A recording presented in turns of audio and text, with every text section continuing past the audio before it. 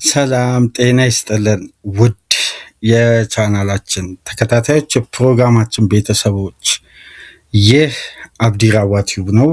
ፕሮግራማችንን ላይክ በማድረግ እንዲጀምሩ ላይክ ስታደርጉ የዚህም ፕሮግራም ተደራሽነት ተደማጭነት ከፍ ስለሚያደርግ ላይካችሁ ይጠቅመናል። ይህንን ፕሮግራም ላይክ በማድረግ እንዲጀምሩ አዲስ ከሆናችሁ ቻናላችንን ዛሬ ለከፈታችሁ ዛሬ ማድመጥ ለጀመራችሁ ሰብስክራይብ በማድረግ የደወል ምልክቷን በመጫን የቻናላችን ቤተሰቦች እንድትሆኑ በአክብሮት እየጋበዝን ይህንን ፕሮግራም በባህር ማዶ የምትገኙ ከሀገር ውጭ የምታደምጡ የቻናላችን ተከታታዮች በሱፐር ስቲከር፣ ሱፐር ቻት፣ ሱፐር ታንክስ ድጋፍ እንድታደርጉ በአክብሮት እየጋበዝን የመጀመሪያ ክፍል የዕለተ ሰኞ ፕሮግራማችን ትኩረት የሚያደርገው በትናንትና ምሽት በእንግሊዝ ፕሪሚየር ሊግ በተጠባቂው የሳምንቱ መጨረሻ ትልቁ ጨዋታ በለንደን ደርቢ በዋንጫ ፉክክሩ ላይ ትልቅ ልዩነት የፈጠረ አሸናፊውን ቡድን ዋንጫውን 99% ማለት በሚቻል ደረጃ በእጁ ያስገባበትን ድል የተመዘገበበት አስደናቂ ትዕይንት የመጨረሻ ደቂቃ ድራማ ትዊስትና ተርኖችን በተመለከትንበት ምሽት አርሴናል ወደ ለንደን ኦሎምፒክ ስቴዲየም ተጉዞ ላለመውረድ የሚታገለው ዌስትሃምን በሊያንድሮ ትሮሳርድ 83ኛ ደቂቃ ላይ በተቆጠረች ብቸኛ ግብ ጣፋጭ፣ ወሳኝ፣ አስደናቂ፣ የማይረሳ በዋንጫ ፉክክሩ ላይ ትልቅ አሻራ የጻፈ ጣፋጭና አስደናቂ ድል አስመዝግቦ መመለስ ችሏል። በዚህም ውጤት እንግዲህ የሚካኤል አርቴታ አርሴናል በደረጃው ሰንጠረዥ ያለውን የነጥብ ልዩነት ወደ 5 በድጋሚ በማስፋት ከተከታዩ ማንቸስተር ሲቲ የ5 ነጥብ ልዩነት የ2 ግብ አድቫንቴጅን በመውሰድ ታሪካዊ ድል ከ22 ዓመት በኋላ ለማስመዝገብ በጣም በእጅጉ የተቃረበበት ፍጹም አስደሳች የማይረሳ አጋጣሚ ጥሎ ያለፈ ለአርሴናል ደጋፊዎች አስደናቂ ምሽትና በውድድር ዓመቱ ላለፉት ጊዜያት ለበርካታ ዓመታት የአርሴናል ቡድን ደጋፊዎች ሁሌም በክለባቸው ዘንድ የሚፈልጉትን ሞመንት የሚፈልጉትን አጋጣሚ ክለቡ ሊያደርገው የሚገባው ትላልቅ ድሎች በእንደነዚህ ሰዓታት ሌሎች ክለቦች ሲያደርጉ በክለባቸው ማለያ ሲናፍቁ፣ ሌሎች ክለቦች በእንዲህ አይነት መልኩ 3 ነጥብን አግኝተው ለዋንጫ በብዙ ርቀት በማይል ከተከታያቸው ክለብ ርቀው ዋንጫውን ለማንሳት ሲቃረቡ የነበረውን የተቃራኒ ክለብ ደጋፊ ሴሌብሬሽን እየናፈቁ ዛሬ ላይ እንግዲህ ጊዜው፣ ወቅቱ፣ ዓመቱ የሚካኤል አርቴታ የአርሴናልና የአርሴናል ደጋፊዎች እንደሆነ ተጨማሪ ምስክርነት የሰጠ አስደናቂ ታሪካዊ ድል ነው። የትናንት ምሽቱ ድል ለሚካኤል አርቴታ አርሴናል በርካታ የልፋቱን ድምር ውጤት እንዳለፉት ጊዜያት በብዙ ፍትህ በጎደለው የዳኝነት ልዩነት ብዙ ውጣ ውረዶችን ሲያሳልፍ ነበር። በርካታ አጋጣሚዎችን ማንሳት እንችላለን። አርሴናል በ2022-23 ዋንጫውን ካጣባቸው ምክንያቶች የሚካኤል አርቴታ ዴብዝ ክፍተት እንዳለ ሆኖ ግን በዳኝነት በቫር እገዛ ጭምር ፍትህ በጎደለው መልኩ በብሬንፎርድ ጨዋታ ኦፍሳይድ ግብ ሲጸድቅ የቀድሞ ተጫዋቹ አርሴናል ዊሎክ ከመስመር ላይ ወጣች ኳስ መልሶ እንደገና በቦክስ ውስጥ ተጨማሪ ፋውል ተሰርቶ ከኒውካስል ጋር የጸደቀችው ኳስ እንደነዚህ አይነት አጋጣሚዎች ትላልቅ ሞመንቶች አርሴናልን በውድድር ዓመቱ መሀል ላይ ስለሚፈጠር በዳኝነት በኩል የሚደረገው የባላንስ እጦት አርሴናልን ከዋንጫ ማስቀረቱን ፊልም እናደርገው በአመቱ መጨረሻ ወይም በአመቱ የውድድሩ ዓመት መሀል ላይ እንደነዚህ አይነት የዳኝነት ጉለቶች ሲፈጠሩ በአመቱ መጨረሻ ለሚመዘገበው ውጤት ያቺ ጨዋታ የነበራት ቫሊዩ ከግምት ውስጥ አይገባም። በጥቃቅን ነጥቦችና በጥቃቅን ጉዳዮች አርቴታ ለ3 ዓመት ተከታታይ ዋንጫውን እያጣ ሁለተኛ ሲሆን በራሱም ክፍተት እንዲሁም በተጨማሪ በዳኝነት ክፍተት በርካታ ውጣ ውረዶችን ካየ በኋላ አሁን ላይ የራሱን ታሪክ በታሪክ መዝገብ ላይ ለመጻፍ የትናንትናው አይነት አስደናቂ አልሸነፍ ባይነትና ለማሸነፍ ያሉትን ሁሉንም ቱሎች ባሉት አማራጮች ሁሉ መሞከር የመጨረሻ ፋይናል ዲሲዥን ስለሆነ በዚህም ወቅት በተለያዩ ሀሳብ በተለያየ ከዚህ ጨዋታ 3 ነጥብ ሳይገኝ የተለያዩ ተጨማሪ ጉዳዮችን ካልኩሌት በማድረግ ወደኋላ ከማፈግፈግ ጉዳዮች ላይ ጥንቃቄ ከመውሰድ ይልቅ ሪስክ መውሰድ ምን ያክል በአንድ ጨዋታ ላይ ቫሊዩ እንዳለ በቅርብ ሳምንት በተለይ አርቴታ የሻምፒዮንስ ሊግ እግር ኳስ የመጀመሪያውን ዙር ጨዋታ ከማድረጉ ቀደም ብሎ ካሉ ጨዋታዎች አንስቶ በደንብ በትኩረት ከተመለከታችሁ ሪስክ ለመውሰድ ደፋር፣ በንቃት በየትኛውም ስቴዲየም በኃላፊነት ውጤት ለዛሽ ጨዋታ ብቻ የሚያስፈልገው ያቺን ጨዋታ ትኩረት በመስጠት ዕለታዊ የጨዋታ ውጤቶች ላይ የበለጠ ትኩረት በመስጠት እያንዳንዱን ስቴጅ በአስተማማኝ ሁኔታ ድል ለማድረግ ቆርጦ መነሳቱ የምንመለከተው የትናንትና አይነት ፍጹም አስደናቂ የክለቡ ደጋፊዎች የሚናፍቁት አይነት ታሪካዊ ድል ለማስመዝገብ ነበር። ይሄኛውም እንግዲህ አርሴናልን በብዙ መመዘኛ ምናልባት ካሁን በኋላ ባሉ ጉዳዮች ላይ ስለ ጥርጣሬ ሳይሆን አርሴናል በምን አይነት መንገድ ጨዋታዎችን እያሸነፈ በኢንጌ ማኔጅመንት ያን የግዙፍ ውድድር የፍጻሜን ጨዋታ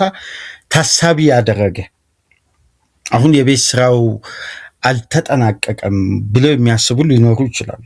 አርቴታ ትልቁን የቤት ስራ ያጠናቀቀው ፉልሃምን አሳምኖ በማሸነፍ የጋርዲዮላን ማንቸስተር ሲቲ ላይ አስተማማኙን ጫና በመልቀቅ ነበር።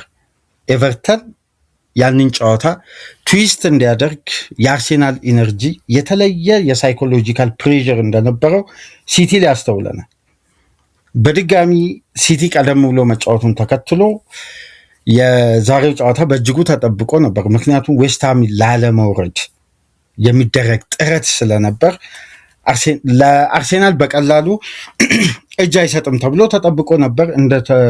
እንደተጠበቀውም አርሴናልን በጣም ቻሌንጅ አድርጎታል።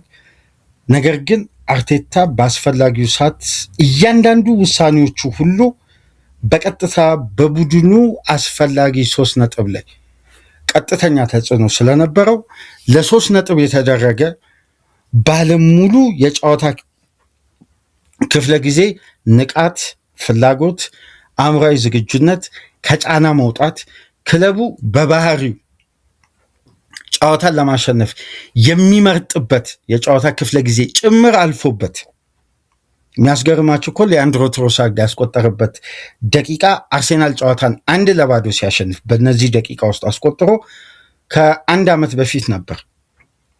ከ2 ዓመት በፊት ካይ ሃቨርት ብሬንፎርድ ላይ ታስታውሱ እንደሆነ በሄዲንግ አስቆጥሮ ከ80 ደቂቃ በኋላ በተቆጠረች ግብ አርሴናል 3 ነጥብ ማግኘት የቻለው በአንድ ግብ ማርጅን ሲያሸንፍ እና በዘንድሮ የውድድር ዓመት ለ7 ጨዋታ ነው እንግዲህ አርሴናልና አርቴታ 1-0 ቫሊዩ ያላቸውን ድሎች ማስመዝገብ የቻሉት።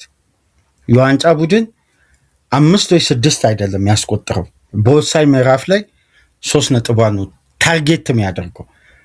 አርሴናል በዚህ ጨዋታ 4-3 ቢያሸንፍ 3-2 እንደዚህ 4 እኩል ምናምን አይነት ውጤቶች ቢመዘገቡ ለእግር ኳሱ ቤተሰብ ነው እንጂ አዝናኝ የሚሆነው ለአርሴናል ያለው ቫሊዩ በጣም ዝቅተኛ ነው።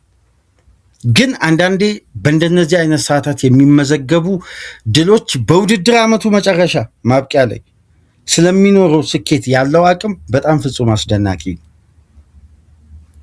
አርሴናል በመጨረሻ ፋይናል ላፕ ላይ ለተደነቀረበት ትልቅ እንቅፋት አስተማማኝ ምላሽ በመስጠት እዛው የከተማውን ተቀናቃኝ የኑኖ ስፒሪቶ ሳንቶስ ዌስትሃምን 1-0 ከ3 ግብ በላይ የሆነች ጣፋጭ ድል አስመዝግቦ 3 ነጥብ ከ1 ንጹህ ግብ ጋር ይዞ እንግዲህ በድጋሚ የነጥቡ ልዩነት ወደ 5 ማስፋት ችሏል። እግር ኳስ ውስጥ በርካታ ደቂቃዎች የሚቀያየሩ ሽፍት የሚያደርጉ የደጋፊዎችን ስሜት ከፍና ዝቅ የሚያደርጉ ተስፋ የሚያስቆርጥ ተስፋ የሚያለመልም ግራ የሚያጋቡ ስሜቶች በ90 ደቂቃ ውስጥ የአንድ የእግር ኳስ ደጋፊ ስሜት በብዙ አይነት መልኩ ነው የምትቀያየረው። ለምሳሌ ከእረፍት በፊት በመጀመሪያ 20 ደቂቃ ውስጥ የነበረው የአርሴናል ፍጹም ብልጫ አንድ ግብ ብቻ አይደለም፣ ሁለት ግብ ብቻ አይደለም፣ 3 ግብ ማስቆጠር ይችል ነበር። አርሴናል በነዛ 20 ደቂቃ ውስጥ የፈጠረው ፍጹም የበላይነትና ንቃት ጨዋታው ላይ ልክ የፉላሙ አይነት ስትራቴጂ አርሴናል ላይ አዘውትረን እንመለከት ነበር። በጣም ሻርፕ ነበሩ። ሃይ ፕረስ ነበር ሲጫወቱ የነበሩት። ምክንያቱም ዌስትሃም የሎ ብሎክ ስትራክቸሩን በባክ ስሪ ይዞ ስለመጣ ወጥቶ ለማጥቃት ስለማይሞክር እዛው በራሱ ሜዳ ፕረስ ለማድረግ እና በተቀናጀ ላይን ይሄ ላይን ፓስ ፕሬሲንግ ላይ ነበር የቆዩት። እያንዳንዱ ላይኖች ላይ አርሴናል አንድ ከፊት አንድ ከኋላ፣ አንድ ከፊት አንድ ከኋላ በቀጥታ መስመር የሚመስል የፕሬሲንግ ስትራክቸር በመጠቀም በ3-4-3 ስትራክቸር የመጣውን የኑኖን ቡድን እዛው ራሱ ሜዳ ላይ ነበር መገተር የቻሉት እና በደም ከተመለከታችሁ ግብ ጠባቂውም ዲሳሲም ማብሪፓኖስም ቶዲቦም በረጅሙ ያርቃሉ። ግን የአርሴናል ተጫዋቾች በቀላሉ ከቴቴ የአየር ላይ ኳስ ያሸንፉና እዛው ሚድሰርድ ላይ ጨዋታውን ቢልዳፑን ይጀምራሉ። በሃይ ፕረስ ማጥቃት ይጀምራሉ። ይሄ እንቅስቃሴ አርሴናልን ለሁለት ትላልቅ አድቫንቴጆች ከፍቶ ነበር። ሊያንድሮ ትሮሳርድ ከረፍት በፊት የግብ ጠባቂው የመለሳት ኳስ እንዲሁም በዛቸው የኳስ እንቅስቃሴ የግቡን አግዳሚ የመለሰ የጨዋታውን እንቅስቃሴ አሁን ቴምቦን አርሴናል የበለጠ ዌስትሃም ወደ ራሱ ሜዳ ማፈግፈጉን ተከትሎ ሶስተኛ የሜዳ ክፍል ላይ የሚደረጉ የፓስ ቁጥሮች መብዛት ስለሌለባቸው፣ ምክንያቱም በበዙ ቁጥር ተጋጣሚ የማርኪንግ ስትራክቸሩን የበለጠ ያደራጃል። ስለዚህ አርሴናል ያለው አማራጭ ምንድን ነው? ከተከላካይ ጀርባ ስፔሶች ባይኖሩ እንኳን ለ1v1 ስፔሶችን ለመፍጠር አርሴናል ራሱ ወደኋላ ራሱ መሳብ ጀመረ። ይሄ በነገራችን ላይ ታክቲካሊ ነው። ለምን ቪክተር ዮከሬስ ፔኔትሬት ማድረግ ይፈልጋል፣ ሳካ ፔኔትሬት ማድረግ ይፈልጋል፣ ኢዜ ፔኔትሬት ማድረግ ይፈልጋል። የበለጠ ኬዮስ ውስጥ ኮንትሮል መፍጠር የሚችለው ትሮሳርድን። ስለዚህ ኳሶች ሁሉ ከረፍት በፊት በደንብ ልብ ብላችሁ ከተመለከታችሁ በካሊፊዮሪ በኩል የሚሄዱ ኳሶች የበለጠ አደጋ ይፈጥሩ ነበር። የበለጠ አርሴናል ፋይናል ሰርድ ይገባ ነበር። ምክንያቱም በላኛው ኮሊደር ላይ ያለው በጣም የጠበበ ስፔስ አርሴናልን አግሬሲቭ ሆኖ እንዳያጠቃ ገድቦት ነበር። መሀል ለመሀልና ግን በግራው የሜዳ ክፍል የበለጠ አማራጮች በተለይ ቴክኒካሊ በዳበሩ ፍሌክሲብል እንቅስቃሴ ውስጥ አርሴናል መሻገር ስለሚችል የነዛን ኤሪያን ባተኮረ መልኩ ለማጥቃት ተሞከረ። በዛኛው የሜዳ ክፍል 1v1 ላይ ካላፊዮሪ የተወሰኑ አግሬሲቭ ሁኔታዎችን ማጣት ሲጀምር በፍጥነት አርቴታ ወደ ቀኙ የሜዳ ክፍል ቀየረ። የዋይትና የሳካ ሊንካፕ ጀመረ በጥሩ ሁኔታ። ልክ እነዚህ ሊንካፖች ውስጥ እያለ ነው እንግዲህ ዲዩፍ የጋራ ኳስ አሸንፎ በቀጠለችው የትራንዚሽን ኳስ የመጀመሪያ የጨዋታው ይሄ የሚዛን መፋለስ፣ የሚዛን ማጣት፣ ታክቲካል አሬንጅመንቱ ባላንስ አልሆን ላለው የአርቴታ 39 ደቂቃዎች ውስጥ የተፈጠረው ክፍተት በዛች አጋጣሚ ቤን ዋይት ጉልበቱ ላይ ባጋጠመው ጉዳት ምክንያት ተቀይሮ ወጣ። በዛ አጋጣሚ አርቴታ ምን ያክል ይህን ጨዋታ 3 ነጥብ ማሳካት የመጀመሪያ ትልቁ ግብና አቻም ውጤት ሌሎች ውጤቶች በየትኛው መመዘኛ ተቀባይነት እንደሌለው የምትረዱት ለማሸነፍ የትኛውንም መስዋዕትነት እንዳለፉት ዓመታት ሪስክ ባለመውሰድ ቅድሚያ ለጥንቃቄ በመስጠት የሚታጣ ነጥቦች ሁሉ ዋጋ እንዳስከፈለው የተረዳው ወይም በላቀ ኤክስፒሪየንስ ደረጃ ላይ መድረሱን ያረጋገጠው የአርቴታ ትልቁ ውሳኔ ዋይትን በማርቲን ዙቢሜንዲ መቀየር ነው። እዛ ጋር አሁን አብዛኛው የእግር ኳስ ቤተሰብ አንድ አይነት እይታ ሊመለከት ይችላል ከጉዳዩ ጋር በተያያዘ እሱ ትክክል ነው። ግን እዛ ጋር የምትመለከቱት አርቴታ የሁለቱን ኮቺንግ ስታፎችን ጥያቄ በቀጥታ ውድቅ በማድረግ ነው። በነገራችን ላይ የራሱን ፓወር ተጠቅሞና ዲሲዥን ሜክ የማድረግ አቅምን ተጠቅሞ ሙስኬራን ከማስገባት እንዲህ አይነት ሎ ብሎክ ቡድን ላይ ቦታን በቦታ መቀየር እኮ እውነትም አርቴታ ትክክል ነበር። እዛ ቦታ ላይ ማስኩዌራ ቢያስገባ ከረፍት በፊት አርሴናል በያዘው ሽፍት ሞመንተም ይቀጥላል። ግን እዚህ ጋር መገንዘብ ያለብን ምንድን ነው? ፔኔትሬት እያደረገ ኦቨርላፕ እያደረገ አንደርላፕ እያደረገ ወደ አማካይ ክፍልና ወደ አማካይ ክፍል ዋና መስመሯ ላይ እየተጠጋ ሳካን ለማገዝ የሚያመቸው ከየትኛውም ፉልባክ በላይ ቤን ዋይትን ሳካ ሜዳ ውስጥ ረጅሙን ደቂቃ እንደሚቆይ ያውቃል አርቴታ። ስለዚህ እዛ ቦታ ላይ ሞስኬራን ማስገባት ሳካን መብላት ነው። ኢዜ ጋር የሚደርሱ ኳሶችን መቀነስ ነው። የነራይስን ስራ ኦቨርሎዱን ማብዛት ነው። ስለዚህ ያለው አማራጭ ሽግሽጉን ወደዛ በመቀየር አማካይ ክፍል ላይ ደብል ፒቮት ማድረግ ነው። ስለዚህ አርቴታ 100% ትክክል ነበር ዙቢመንዲ ማስገባቱ። ግን ዙቢመንዲ ሜዳ ውስጥ ከገባ በኋላ የታየው አርሴናል እንቅስቃሴ በሁለት ምክንያት ብቻ ነው። እዛ ጋር የጨዋታው ሪትም አርቴታ በውሳኔው ትክክል ቢሆንም ሜዳ ውስጥ ተመልክቶ ግን ሪስክ ለመውሰድ ድጋሚ ጉዳዮችን አሬንጅ ለማድረግ ስህተት አይደለም፣ ግን ከገባ በኋላ የሚታዩ ክፍተቶችን ለማረም ደቂቃ ከመውሰድ ይልቅ ተጨማሪ ውሳኔዎች ላይ መድረሱ እንደገና አርቴታን በድጋሚ የሚያስደንቅ ነው።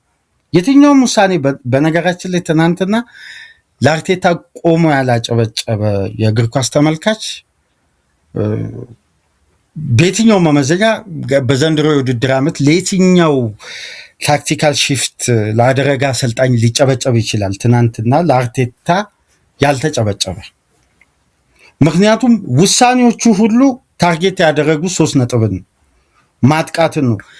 አንድ ቡድን ሚድፊልደርን ወደ ተከላካይ ሽፍት አድርጎ የማጥቃት ባህሪ ያለው ተጫዋችን ማስገባት ከፈለገ ያ ቡድን የፈለገው 3 ነጥብ ነው። ይሄም በቅያሪው ላይ እናውቃለን። አብዛኛው ቡድኖች ሲያደርጉ ተመልክተናል። አርቴታ ይህን ሪስክ ነበር የወሰደው። ግን አንድ ትልቅ ኤክስፐሪመንት ያልሞከረውና በጣም በተዋሃደ ሪትም ውስጥ ያልመጣለት ቅኝት ነበር አማካይ ክፍል ላይ የተፈጠረው። ማይልስ ሉዊስ ስኬሊ እና ማርቲን ዙቢመንዲ በደብል ፒቮት ከሎው ብሎክ ቡድን ጋር አርቴታ አልሞከራቸውም። በዚህም ወቅት የተፈጠረው ትልቁ ሽፍት ምን መሰላቸው አድማጮች? ሉዊስ ስኬሊም ዙቢመንዲም ከሳሊባና ከጋብርኤል ወርደው ኳስ መቀበል ይፈልጋሉ። መጀመሪያ መግቢያ ላይ ምን ስላችሁ ነበር? የላይን ፕሬሲንግ ሲስተም አንዱ ከፊት አንዱ ከኋላ አንዱ ከፊት አንዱ ከኋላ በመስመር ፕረስ የማድረግ ዞን ያለመፍቀድ እዛው ሃይ ፕረስ ላይ መቆየት ነው የአርሴናል ስትራክቸር። ጨዋታውን የበለጠ ዌስትሃም ከራሱ ሜዳ እንዲወጣ በማድረግ በፔኔትሬሽን በሚፈልጉ ተጫዋቾች ስፔሶችን ተጠቅሞ ለማጥቃት ደግሞ የግድ ዌስትሃም መውጣት አለበት። ይሄን ስትራክቸር ባሰበበት ሰዓት ነው ቤን ዋይት የተጎዳበት። ስለዚህ ይሄንን ስትራክቸር ላለማጣት ሲል የፈቀደውን ስፔስ አግሬሲቭሊ ለመሸፈን ዙቢመንዲና ሉዊስ ስኬሊ በአካል ብቃት ከሶልቼክ እና ከፈርናንዴዝ ጋር ይመጣጠሉ። አሁን አርቴታ የተዛባበት ትልቁ የታክቲክ ሽፍት ይሄ ነው። ትልቁ ሽፍት ይሄ ነው እንጂ የዙቢመንዲ መግባት ስቶቶ ነው አይደለም። አርቴታ የፈቀደው ዌስትሃም ወጥቶ ከራሱ ሜዳ ወጣ ብሎ እንዲጫወት ካደረገ በኋላ ሳካም የፔኔትሬሽን ኤሪያዎችን ያገኛል። ዲዩፉን በአንድ ላንድ ማለፍ ይችላል። 1v1 ስፔሶችን ለመፍጠር ነው። ያኔ የአርሴናል ተጫዋቾች ያላቸውን የዱዌል ጥንካሬ ተጠቅመው የበለጠ ፔኔትሬት ለማድረግ ነው። ግን የዌስትሃም አማካዮች ምን አይነት ኦቨርሎድ ፈጠሩ? አካል ብቃትን ያተኮረ። ስለዚህ የአርሴናል ቢልዳፕ ምን ሆነ? ሳይድ ወደ ክንፍ መውጣት ጀመረ። የመጀመሪያ አይነት መሀል ለመሀል መጀመሪያ መግቢያ ላይ የነገርኳቸው አይነት መሀል ለመሀል በኢዚ አማካኝነት የሚሸጋገሩ ኳሶች ቆሙ። ስለዚህ እዚህ ጋር ምንድን ነው የተናገው? የአካል ብቃት አግሬሲቭ እንቅስቃሴ። ይሄንን የዌስትሃምን ሚድ ብሎክ እንዴት ሁለቱ አማካዮች አንደኛ በጋራ በትላልቅ ውድድሮች በትላልቅ ጨዋታዎች ላይ ተጣምረው ይሄን ደብል ፒቮት ኤክስፒሪየንስ አላደረጉም። በተቃራኒው ደግሞ የጠበቃቸው አካል ብቃት ምን አይነት ነው? በፈርጣማ ሰውነት ካስተዋላችሁ ልክ ዙቢመንዲ እንደገባ ማይልስ ሉዊስ ስኬሊ 2-3 ጊዜ ፋውል ተሰራበት፣ በሶልቼክም በፈርናንዴዝም በደንብ ከተመለከታችሁ በአርሴናል ሜዳ ውስጥ እና የዌስትሃም ተጫዋቾች በጣም ኮምፕሌን ማብዛት ጀመሩ። ይሄ ምንድነው የተቀየረው? በአካል ብቃት ምላሽ መስጠትና አግሬሲቭሊ አርቴታ መጀመሪያ 20 ደቂቃ ላይ የነበረው ፕላን ግን ማምረት አልቻለም። ፍሌክሲቢሊቲው አሪፍ ነው። ቀጣይ 15 ደቂቃ ደግሞ የጨዋታ ፕላን ግዴታ ሺፍት ማድረግ አለበት። በአንድ አይነት ሞመንተም ተጋጣሚ በተመሳሳይ ስትራክቸር ውስጥ እንዲቆይ መፍቀድም ጨዋታ ላይ አድቫንቴጅ ማስወሰድ ነው። ስለዚህ ይህን ጉዳይ ነው የቀየረው። በእነዚህ አጋጣሚ መሀል የዌስትሃም ወጥቶ መጫወት አካላዊ ምላሽ ስለነበረው በነዛ ደቂቃዎች ተመልከቱ። ልክ ዙቢመንዲ መግባት ከጀመረበት ጊዜ አንስቶ ነው ሳማቪል ቢጫ ካርድ የተመለከተ፣ ቴቲ ቢጫ ካርድ ተመለከተ፣ ሌሎች ተጫዋቾችም ፈርናንዴዝም ቢጫ ካርድ። ከረፍት በፊት የቤን ዋይት መውጣት፣ የዙቢመንዲ መግባት አርሴናል ተጫዋቾች ላይ የበለጠ ዌስትሃሞች አግሬሲቭ ሆኑ። ለምን? አማካይ ክፍሉ ላይ ራይስ ወደ ፉልባክ ሺፍት ስላደረገ እነዚህ ተጫዋቾች ሲወጡ አካላዊ ምላሽ መስጠት ጀመሩ። ያኔ ቻሌንጆች በዙ። ይሄን ቻሌንጅ ነው እንግዲህ በተሟላ ፊትነስ ዙቢመንዲ መቋቋም ያቃተው። ለምን? 54 ጨዋታ በውድድር ዓመቱ ተጫውቷል አርሴናል ካደረገው 60 ጨዋታ ውስጥ። ስለዚህ እንደዚህ አይነት አካል ብቃት ቢያሳይ ሊያስገርመን አይገባም። ዙቢመንዲ ማሽን አይደለም። አርሴናል እዚህ ደረጃ እንዲደርስ እስከ 32ኛ እስከ 33ኛ ሳምንት ድረስ በተመሳሳይ ኮንሲስታንሲ በተለይ የመጀመሪያ 18-20 ጨዋታዎች ላይ በአስደናቂ ሁኔታ ይሄን አግሬሲቭ ሊግ ያለ ኤክስፒሪየንስ የመጣው ለዛውም ከስፔን ላሊጋ ያውም የመጣው ከባስኩ ክለብ ሪያል ሶሲዳድ። ምክንያቱም የሶሲዳድ ሲስተም እንደዚህ አይደለም። እንደውም ደብል ፒቮት የት ያውቃሉ ሶሲዳዶች? ሜሪኖና ዙቢመንዲ አልነበር እንደ አማካይ? ነጣቂ የሚባል ነገር የላቸውም እኮ። ስለዚህ ይሄ ተጫዋች በአንድ ዓመት ውስጥ 54 ጨዋታ የማድረግ ኤክስፒሪየንስ የለው። 54 ጨዋታ አደረገ። ከሰሞኑን ቤንች እስከሚሆን ድረስ እኮ የአርሴናል ከፍተኛ ደቂቃ በሜዳ ውስጥ የቆየ ብቸኛ ተጫዋች ዙቢመንዲ ነበር። ስለዚህ የዙቢመንዲ እንዲህ ቢሆን ሊያስገርም አይገባም። ለምሳሌ ሌላ ጉዳይ ልጥቀስላችሁ። በዘንድሮ የውድድር ዓመት የሊቨርፑል መውደቅ አንደኛው ምክንያት አሌክሲስ ማካሊስተር ነው ይባላል። አምና 34ኛ ሳምንት አንስቶ ነው አርነ ስሎት ማካሊስተርን ቤንች ማድረግ የጀመሩት። ለምን? ፊትነሱ፣ ድካሙ፣ አካል ብቃቱ ፊዚካሊ ፊት እንዲሆን የጀመሩት ጌም ማኔጅመንት አምና ነው።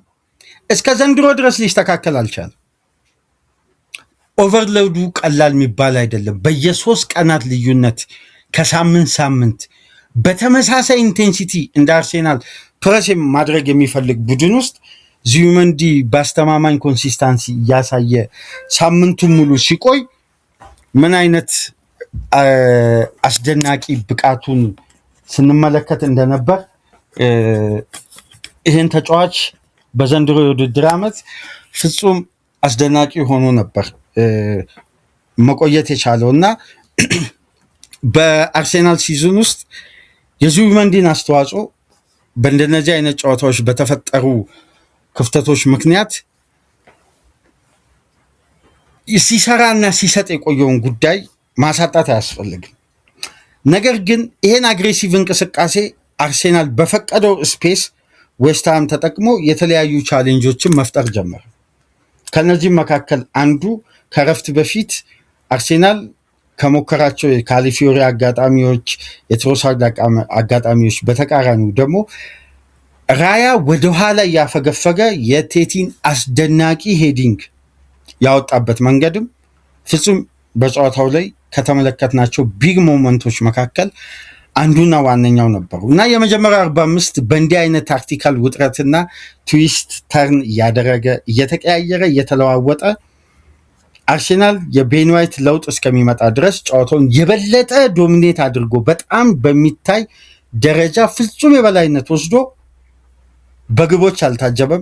የተቀሩትን ደቂቃዎች አርቴታ ባሸጋሸገው የጨዋታ ታክቲክ 100% ተገቢ ቢሆንም ኤሪያል ዱዌል እና ግራውንድ ዱዌል ላይ ባላቸው ፈርጣማ ምላሽ ምክንያት አርሴናል እነዚህን ጉዳዮች በፍጥነት ሪከቨር ማድረግ ስላለበት የመጀመሪያ 45ቱን ዝግ ባለ ቴምቦ የተቀሩትን ደቂቃዎች ሁኔታዎችን ከፍ ዝቅ በሚል ሞመንተም ውስጥ አሳልፎ ተጠናቀቀ። ሁለተኛ 45 የበለጠ አርሴናል አግሬሲቭ ምላሾችን ለመስጠት አሁን ባላንስ ማድረግ አለበት። ራይስ መመለስ አለበት ወደ ቦታው። ስለዚህ ሙስኬራን አስገባ፣ ካላፊዮሪን ቀየረ። በዛ ቦታ ላይ ደግሞ ማይል ሉዊስ ስኬሊ ወደ ፉልባክ ቦታ መለሰ። በደንብ እዚህ ጋር ልብ ብላችሁ የምትመለከቱት የዛሬ ዓመት በተመሳሳይ ወቅት ካልተሳሳትኩኝ 33ኛ 34ኛ ሳምንት ማይል ሉዊስ ስኬሊ በሰራው ጥፋት በቀይ ካርድ ወጥቶ አርሴናል በዌስትሃም ሜዳው ላይ 1-0 ተሸንፏል። ትናንትና ግን አርሴናል ቤን ዋይትን ካጣ በኋላ ለነበረው 1v1 አግሬሲቭ እንቅስቃሴዎች ትላልቅ ምላሾችን ሲሰጥ የነበረው ማይል ሉዊስ ስኬሊ፣ እንደውም ከራይስ በላይ ቻሌንጆችን ሲቋቋም የነበረው ተጫዋች ሉዊስ ስኬሊ። ጨዋታው ቀጠለ። አርሴናል በአማካይ ክፍሉ ላይ ያለውን የአንድ ለአንድ ግንኙነት ቻሌንጆችን የማሸነፍ አቅሙ ከደቂቃ ደቂቃ እየተዳከመ መታ በሚታይ ደረጃ። ለምን የራይስና የዙቢመንዲ ኢንተርቼንጅ ሲስተም ከሎ ብሎክ ቡድን ጋር አይሰራም። ለምን ሁለቱም ፔኔትሬት ለማድረግ አልፈለጉም። እዛው ኤሪያቸው ላይ ነው የቆዩት። ኢዜ ተነጠለ። ስለዚህ ማቲያስ ፈርናንዴዝንም ሶልቼክንም በሁለቱ ዊንግ ባኮች ዲዩፍንም ቢሳካንም ካያችሁ ገፍተው መምጣት ጀመሩ። ስለዚህ ኦቨርሎድ አርሴናል ላይ መፈጠር በጀመረበት አጋጣሚ ነው በጨዋታው ሁለተኛ አርቴታን ጂኒየስ የሚያስብል ለውጥ ማድረግ የቻለ። በቃ አሁን የሚያስፈልገው 3 ነጥብ ነው።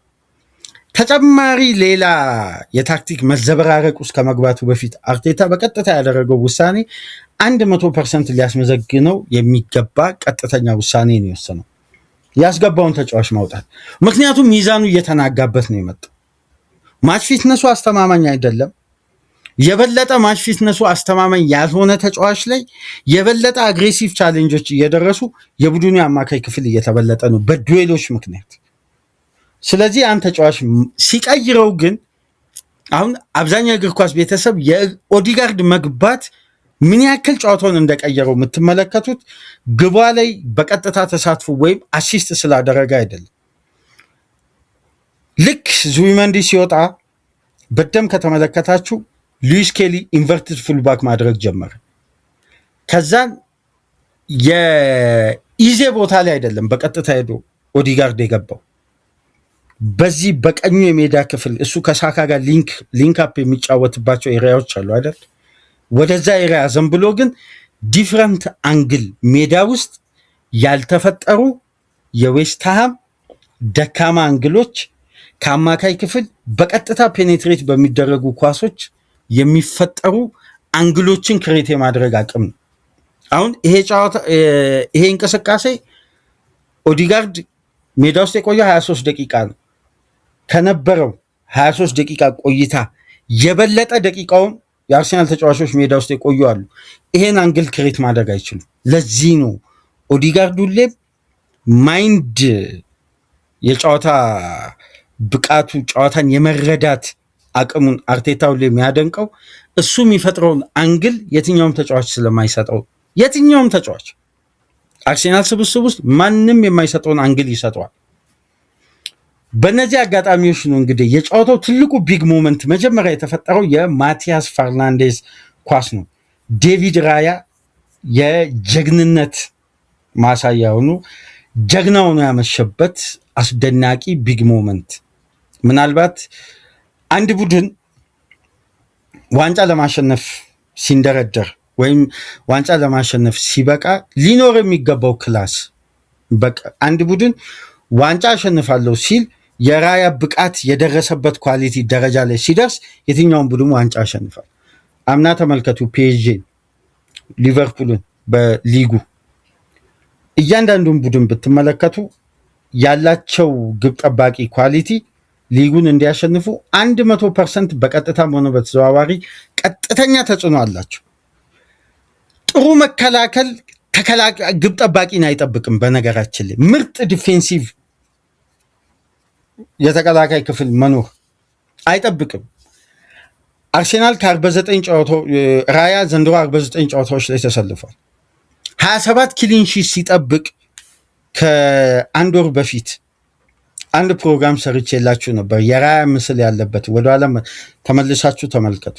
የአርሴናል ተከላካይ ምርጥ መሆን ብቻ አይደለም፣ የራያ አስደናቂ መሆን ነው የክሊን ሺቶች ቫሊዩ።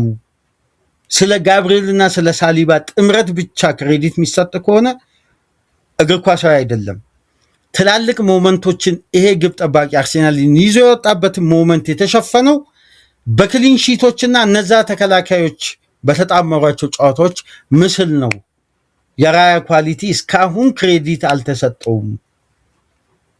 ዘንድሮ አርሴናል ለዋንጫ የሚበቃ ከሆነ ራያ ትልቁን ቫልዩ ይወስዳል ስላችሁ ነበር። በተለይ የቼልሲና አርሴናል ጨዋታ 2-1 አርቴታ እንደውም ነፍሴ ወታ ነው የተመለሰችው ሲል ነበር። ያን የጋርናቾ እንኳ ሲያወጣ፣ የትናንትናው ደግሞ ፍጹም አስደናቂ የማቲያስ ፈርናንዴዝ ቀጣይ ዓመት በነገራችን ላይ በቶፕ 6 ክለቦች ነው የምናየው ይሄን ተጫዋች። በዌስትሃም አይቆይም፣ ወይ ማንቸስተር ዩናይትድ ወይ አርሴናል ራሱ ወይ ሊቨርፑል ወይ ቼልሲ አንዱ ቡድን ይወስዷል አይቀርም። ይሄን አማካይ ከወዲሁ እንግዲህ ሪሊስ ክሎዙ አክቲቭ ሆኗል። ወደ 60 ሚሊዮን ፓውንድ ነው 56 ሚሊዮን ፓውንድ ሪሊስ ክሎዙ በዌስትሃም አክቲቭ እንደሆነ እየተነገረ ነው የሚገኘው። እንደውም ከጨዋታው በኋላ ኤንቢሲ ላይቭን ስመለከት ዴቪድ ኦርኒስተን ይህን ጉዳይ ሲያብራራ ነበር። አሁን ነጥባችን እሱ ስላልሆነ ወደ ራያ ቢግ ሞመንት እንመለስ። የራያን ቢግ ሞመንት ግን ላስታውሳችሁና አንድ ቡድን ይሄ ክላሲክ ጆርኒ ሲጽፍ ከሚያሳያቸው ሙሉ ይሄ ዲፋይንድ ሞመንት ከሚባሉ ዋንጫን ለማሸነፍ ካበቃቸው ትክክለኛ ሞመንቶች ከሚባሉት አጋጣሚዎች ውስጥ አንዱ ነው ትናንት ምሽት የተጻፈው። ላስታውሳችሁ፣ ሱን የአርሴናል ደጋፊዎች መቼም የማይረሱት አጋጣሚ ኦርቴጋ በማንቸስተር ሲቲ ቤት ቆይተው ከሰራቸው ትላልቅ ስራዎች ውስጥ ምናልባት በታሪክ ሊነሳ የሚችለው ትልቁ ስራ ያቺ ናት። በምንም ተአምር የሲቲ ደጋፊ አያስታውሰውም። ኦርቴጋ በምን ሊያስታውሰው ይችላል? በምንም አያስታውሰው። ያቺን ኳስ ያዳነበት ግን በታሪክ መዝገብ ላይ አለ። የሱንን ኳስ ኦርቴጋ በማንቸስተር ሲቲ ቆይታው ምን አይነት ታሪክ ሰርታል ቢባል ያቺን የሱን ኳስ አድኛለሁ ይላል። በሁለተኛ ደረጃ ራዳሚል ኮሎሙዋኒ በዓለም ዋንጫ 2022 የፈረንሳይና አርጀንቲና ድራማ የሆነው ፍጻሜ ላይ ኮሎሙዋኒ የሳታት ኳስ ዲቡ ማርቲኔዝ ያወጣት አጋጣሚ የዛሽ ጨዋታ የመጨረሻ ሞመንት ነበር። ቢቆጠር አርጀንቲና ዓለም ዋንጫ አታገኝ። ያቺን ኳስ ማርቲኔዝ አዳነ፣ ወደ መለያ ምት ነው ሄዱት። ያ ዓለም ዋንጫ አርጀንቲና እንዲበላ በቃ አጋጣሚዎች ሁሉ ስለተፈለጉ ያን የመሰለ ትልቅ ቻንስ ተሳተ። በድጋሚ ላስታውሳችሁ፣ ምናልባት እነዚህ ቀጣይ መጠራላችሁ ሞመንቶች ብዙም በእግር ኳስ ለዛ ክለብ ታሪካዊ ድል መንደርደሪያ ስለሆኑ በብዛት የክለቡ የታሪክ አጋጣሚዎች ሲወሱ ሊነሱ ይችላሉ እንጂ የእግር ኳሱ ቤተሰብ በአብዛኛው አያስታውስም። የሱንን ካነሳውላችሁ የኮሎሙዋኒን በተመሳሳይ ከተመለከትን እንደውም እኮ የሱን አጋጣሚ የሚያስገርመው 35ኛ ሳምንት የፕሪሚየር ሊግ አንድ ቀሪ ጨዋታ ላይ ነበር ያን ኳስ የሳተው ሱን። የአርሴናል ደጋፊዎች በጠላትነት የፈረጁበት አጋጣሚ። አይካሩ ሚሊክን ታስታውሳላችሁ? ናፖሊ ያለ ሊቨርፑል ላይ የሳታት ኳስ። ያቺ ኳስ ብትቆጠር ሊቨርፑል 2019 የሻምፒየንስ ሊግ ዋንጫ አያነሳም ነበር። ያቺ ኳስ ብትቆጠር ሊቨርፑል ይወድቃል ከምድቡ። ፒኤስጂ፣ ናፖሊ፣ ሊቨርፑል እና የሰርቢያው ቡድን ነበር የተመደቡት። በቀጥታ ያቺ ኳስ ሚሊክ ሳተ፣ ጨዋታው ተነፋ። ሊቨርፑል 10 ነጥብ እኩል ይዞ ከፒኤስጂ ጋር አለፈ ወደ ቀጣዩ ይዞ እኩል 10 ነጥብ ይዞ። ናፖሊ ያቺን ነጥብ ቢያገኝ በእርስ በርስ ግንኙነት ቀድሞ ሜዳው ላይ ስላሸነፈ በቀጥታ ያልፍ ነበር። አይካሩ ሚሊክ ያቺን ኳስ ሳተ። አሊሰን ያን ቢግ ሞመንት አለፈ። ሊቨርፑል በመጨረሻም ቶትናምን አግኝቶ ፋይናል ላይ ያሸነፈ። እቺ ኳስ የተሳተችው ግን በምድብ ጨዋታ ላይ ነበር። በድጋሚ ላስታውሳችሁ፣ ሂጉዌን አርጀንቲና እና ጀርመን የፍጻሜ ጨዋታ ክሪስቶፈር ክራመር ጭንቅላቱን ተመቶ ሚሞሪውን ስቶ ሜዳ ውስጥ ወደ ኋላ ባክፓስ አድርጎ ታስታውሳላችሁ እሱን አጋጣሚ። እንደውም በእግር ኳስ እኮ በጣም የሚያሳዝን አጋጣሚ ነው። ክሪስቶፈር ክራመር ያን ጭንቅላቱን ከተመታ በኋላ እስከ ዛሬ ድረስ ዓለም ዋንጫ መሳተፉን አያውቅም፣ ረስቶታል፣ ከሚሞሪ ውስጥ ጠፍቷል። በጣም የሚያሳዝነኝ አጋጣሚ ማለት ነው። ክሪስቶፈር ክራመር ምርጥ የጀርመናዊ አማካይ ወደ ሂጉዌን ባክፓስ አድርጎ ሂጉዌን ያን ኳስ ሳተ። የምታስታውሱ ከሆነ ማሪዮ ጎዘ በተጨማሪ ደቂቃ ላይ አስቆጥሮ ዋንጫውን ማሳካት ቻሉ። የመጨረሻ የምታስታውሱት የአርሰናል ደጋፊዎች ቢግ ሞመንት ምንድነው? ዴቪድ ራያ የጋርናቾን ኳስ በዘንድሮ የውድድር ዓመት ያወጣት አጋጣሚ። ትናንትና 1v1 ነው የማቲያስ ፈርናንዴስ ኳስ። ያ ኳስ የራያ አስደናቂ መሆን ካልሆነ በቀር ያ ኳስ ሊመለስ አይችልም። አንድ ፊት ለፊት ነው የተገናኙት። የበለጠ ጋብርኤልን ከጣለ በኋላ ማቲያስ ፈርናንዴዝ እንደገና እኮ የማሰቢያ ጊዜ አግኝቷል። መሳቱ የራያ አስደናቂ መሆን ነው፣ የማቲያስ ፈርናንዴዝ ጉዳይ አይደለም። በነገራችን ላይ ለምን መሰላችሁ? የማሰቢያ ጊዜ ባያገኝ ተቻክሎ ነው ተብሎ እንደው የራያን ብቃት ላለማድነቅ ብለን አጉል ማስተባበያ ልንሰጥ እንችላለን። የማሰቢያ ጊዜ አግኝቷል፣ ግን መግደል አልቻለም። ያልገደለው ደግሞ በራያ አስደናቂ ብቃት ነውና በእግር ኳስ አርሴናል በዘንድሮ ሲዝን ዋንጫውን ሲያነሳ ከማይረሳቸው ቅድሚያ ከሚሰጣቸው የመጀመሪያ ምንም ድርድር የማይቀርብበት ጉዳይ ቢኖር ይሄ የማቲያስ ፈርናንዴዝ ኳስን ራያ ያዳነበት ነው። ከዛም በኋላ ነው እንግዲህ አስደናቂው የኦዲጋርድ 3 ዲፍረንት አንግል ያለው ፓሶች ተደርገው ሶስተኛው ውጤታማ ነው። ተመልከቱ። የመጀመሪያውን ፓስ ለኖኒ ማዱዌኬ በአስደናቂ ሁኔታ ፓስ አደረገ። ኖኒ ማዱዌኬ አባከነ። በሁለተኛ ደረጃ ለካይ ሃቨርት ፓስ አደረገ። ሃቨርት አበላሸ። በሶስተኛው ለትሮሳርድ ነው ፓስ ያደረገው። አርሴናል ወደ ተጋጣሚ ቦክስ አደጋ የሚፈጥሩ 3 ፓሶችን በጨዋታ ያደረገ ተጫዋች ነው። ይህን ተመልክታችኋል። አርሴናል በጨዋታው ውስጥ ወደ ተጋጣሚ ቦክስ አደጋ የሚፈጥሩ የትራንዚሽን 3 ኳሶችን ፓስ ያደረገ ተጫዋች የለም። ኦዲጋርድ ግን በ5 ደቂቃ ልዩነት፣ ምክንያቱም 81፣ 82፣ 83 ላይ ነው ፓስ ያደረገው። ምን አይነት አስደናቂ ዲፍረንት አንግል ክሬት እንደሚያደርግ ይሄ ተጫዋች በቂ ማረጋገጫ ነው።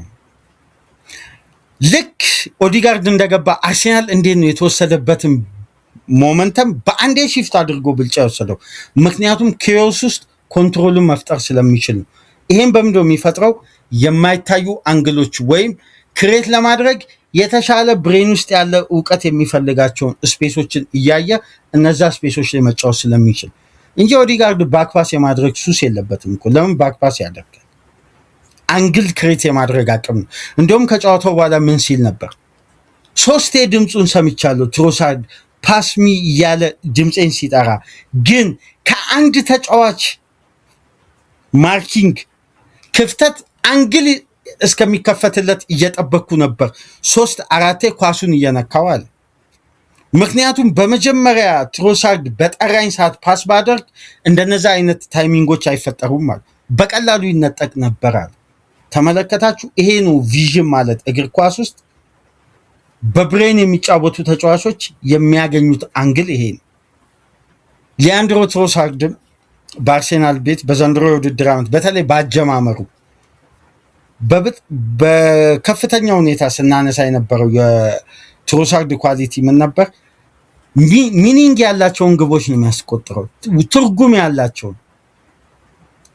ትሮሳርድ የሚያስቆጥራቸው ግቦች ሁሉ በአርሴናል ቤት ወይ አቻ የሚያደርግ ነው፣ ወይ መሪ የሚያደርግ ነው፣ ወይም የማሸነፊያ ግብ ነው። ትርጉም ያላቸውን ግብ ነው የሚያስቆጥረው። 17ቱን የግብ ተሳትፎ ውስጥ ገብታችሁ ተመልከቱ። የትሮሳርድ ኳሶች የውጤት ልዩነት ናቸው። ማስታውሰው እንደውም የትሮሳርድ አስደናቂ አጋጣሚዎቹ ዘንድሮ ፉላም ላይ አዌማች ያስቆጠረው በቢልባኦ ስቴዲየም ሳን ሰባስቲያን ያስቆጠራት ግብ በጣም ቫልዩ ያላቸውን ግቦች ነው ትሮሳርድ የሚያስቆጥረው። የሚያስገርመው ነገር ባለፉት 25 ጨዋታዎች ሊያንድሮ ትሮሳርድ ግብ አላስቆጠረም። በጥሩ ብቃት ላይ አይደለም፣ የጤንነቱም ጉዳይ እንዳለ ሆኖ፣ ግን በመጨረሻም ለአርሴናል እስትንፋስ የሆነች የመጨረሻ ደቂቃ የአርሴናል ደጋፊዎችን ከወንበራቸው ያቆመ ግብ ነው ማስቆጠር የቻለው። አርሴናል ቀዳሚ ሆነ። አሁን የጨዋታው ድራማ ቀጠለ። ካለም ዊልሰን አስቆጠረ። በድጋሚ ምስል ክሪስ ካቨነር የድጋሚ ምስሉን ተመልክተው ጨዋታውን ግቡን ሻሩት። ግቡን መሻሩ ምንድነው የሚያስገርመው? ሊያስገርም አይገባም እኮ መሻርም አለበት። ምክንያቱም ያን ኳስ አጥቂው ተቀይሮ የገባው አጥቂ ግብ ጠባቂውን በትክክል ፋውል ነው። በነገራችን ላይ አንድ ጉዳይ እዚህ ጋር ግልጽ እንዲሆንላችሁ አንድ ጉዳይ ላንሳላችሁ። ለምሳሌ እዛ ጋር ፋውል የተሰራበት ተጫዋች ዴቪድ ራያ አይደለም እንበል፣ ግቡ ይጸድቃል። ይህን ታውቃላችሁ። ምክንያቱም ቻሌንጅ 1v1 እና እዛ 6 ያርድ ውስጥ ያለው ግብ ጠባቂ የግብ ጠባቂ ኤሪያ ናት። ሶፍት ተች ኤኒ ተች ግብ ጠባቂ ላይ ዴፊኒትሊ ፋውል። ይህንን ገብታችሁ ህጉን መመልከት ትችላላችሁ በፒጂኤም ዌል። አሁን ዛሬ ምሽት የሃዋርድ ዌብን ማንዴይ ናይት ሪቪው ሾውን ጠብቁ። ኢፒኤል ወርልድ ላይ በቀጥታ ይህን ጉዳይ እችን ህግ ነው የሚተነትነው። 6 ያርድ ውስጥ ነው ፋውሉ የተሰራው። በደንብ ከተመለከታችሁ ዳኞቹ አስፍተው እያዩ የነበረው አንግል የትኛውን ነው? እንዲያውም በደንብ ከተመለከታችሁ በግልባጩ ምስል ሲያይ የዕለቱ ቪአር ምንድነው ዳረን ኢንግላንድ ምንድነው የሚያየው ሲባል ነበር አይደል? ይሄ ፋውሉ የተሰራበት ያርድ የትኛው ያርድ ነው? ከ6 ያርድ ውስጥ ራያ ወጥቶ ቢሆን ኖሮ ግቡን አይሽርም። ለምን? እዛ ኤሪያ ላይ 1v1 ቻሌንጆች ተፈቅደዋል ነው የሚለው። ክሪስ ካቨነር እንኳን በድጋሚ ምስል መጥቶ እንዲያ የተደረገው እኮ የተሸፈነውን ኤሪያ ብቻ አይደለም፣ አዙረው በዛኛው ኮርናው ከተሻማበት በተቃራኒው አንግል አድርገው እኮ ያሳዩት የትኛው ቦክስ ውስጥ ነው ፋውሉ የተሰራው የሚለው ነው። ስለዚህ ህጉ የሚተረጎሙበትን መንገድ በደንብ መመልከት አለብን። ስለዚህ 100% ግቡ መሻር ነበረበት። ባይሻር ነው ሊገርም የሚገባው እና ተገቢው አይነት ውሳኔ ነው። እንደነዚህ አይነት ውሳኔ ደግሞ ከአርሴናል አይነት ቡድን ጋር ሲታጠፍ አላስተዋልም እና የሊጉን ትናንትና ስነግራችሁ ነበር። ፕሪሚየር ሊጉ ራሱን እንደነዚህ አይነት ጨዋታዎች ላይ የሚሸጥበት ጨዋታ ነው። አድማጮች ልብ ብላችሁ ተመልከቱ። የዛሬው ምሽት ጨዋታ ፕሪሚየር ሊግ ራሱን በመላው ዓለም ብራንዱን የሚሸጥበት አይነት ጨዋታ ነው። ለአለመውረድ የሚጫወተው ቡድን ለሻምፒዮናነት ከሚጫወተው ቡድን ጋር ሲያደርግ የፕሪሚየር ሊጉ ቀጥታ ታርጌት ምንድን ነው? ሊጉን መሸጥ ነው። ስርጭቱን አድማሱን ማስፋት ነው። አያችሁ አሁን የተፈጠረውን አወዛጋቢ ጉዳይ። አርሴናል ላይ ከዚህ በፊት እንደነዚህ አይነት ውሳኔዎች አይታጠፉም። ከጨዋታው በኋላ ማብራሪያ ይሰጣል። ይወጡና የፒጂኤም ዌል ኃላፊዎች ወይም የዳኞች የበላይ ጠባቂ ይወጡና ይቅርታ ይጠይቁና ጉዳዩ በቃ አርሴናል 3 ነጥብ አጥቷል፣ አይታጠፍ፣ ጉዳዩ ይታለፋል። ይቅርታ ነው የሚጠይቁት። እንደውም እኮ አርቴታ ሲተች እኮ ኒውካስል ጨዋታን ታስታውሳላችሁ። በቀጥታ ምርመራ ተጀመረበት፣ ክስ መሰረተ ፒጂኤም ዌል። ከዛም በኋላ መቃወም አቆሙ እና አሁን መታጠፉ እኮ ነው ውሳኔው እያነጋገረ የሚገኙ። እንዴት ታጠፈ ብሎ ተመልከቱ። የኖርዝ ኢንግላንድ ክፍል ያሉ የክለቦች ዘጋቢዎች ምን እንደሚሉ። ዘንድሮ አርሴናል ሳሊባ አንድ ተጫዋች ላይ ያደረገውን ቻሌንጅ እያነሱ 1v1 6 ያርድ ውስጥ ከተፈጠረ ብቻ ነው ፋውል የሚሆነው። ህጉን አሁን ሰኞ ምሽት አብዛኛው ጊዜ ፕሪቪው ሲደረግ አጋጣሚ ካልሆነ ማንመለከተው እንደነዚህ አይነት ኮመን ሴንስ ጉዳዮች ላይ በጣም ሰፊ ትንተና ይሰጣል። ተገቢ ነው። አሁን ናቹራል ፖዚሽን የሚባለው ህግ መች እንደጸደቀና መች ተግባራዊ እንደሚሆን ባለፉት ዓመታት ሃዋርድ ዌብ እያስረዳ ነበር። ስለዚህ ይሄ የቫር ውሳኔ 100% ትክክል ነው። መታጠፍ ነበረበት፣ ታጥፏል። አርሴናልም አስፈላጊውን 3 ነጥብ አግኝቷል። ለማንኛውም የአርሴናል ደጋፊዎች ከየትኛውም ጊዜ በላይ በላቀ አስደሳች ስሜቱ ስላላችሁ እንኳን ደስ አላችሁ እያልን ፕሮግራማችንን ላይክ አድርጉ። አዲስ ከሆናችሁ ሰብስክራይብ፣ ከሀገር ውጭ የምታደምጡ በሱፐር ስቲከር፣ ሱፐር ቻት፣ ሱፐር ታንክስ ድጋፍ አድርጉ።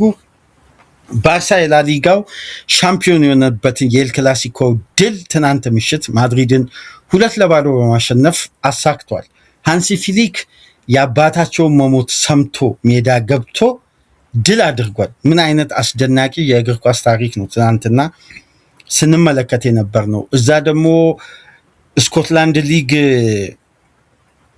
ሃርት ከስንት ጊዜ በኋላ የስኮትላንድ ሊግ ያነሳል ብለን ከስንት ጊዜ በኋላ ነው አድማጮች? ከ1986 በኋላ ነው አይደል?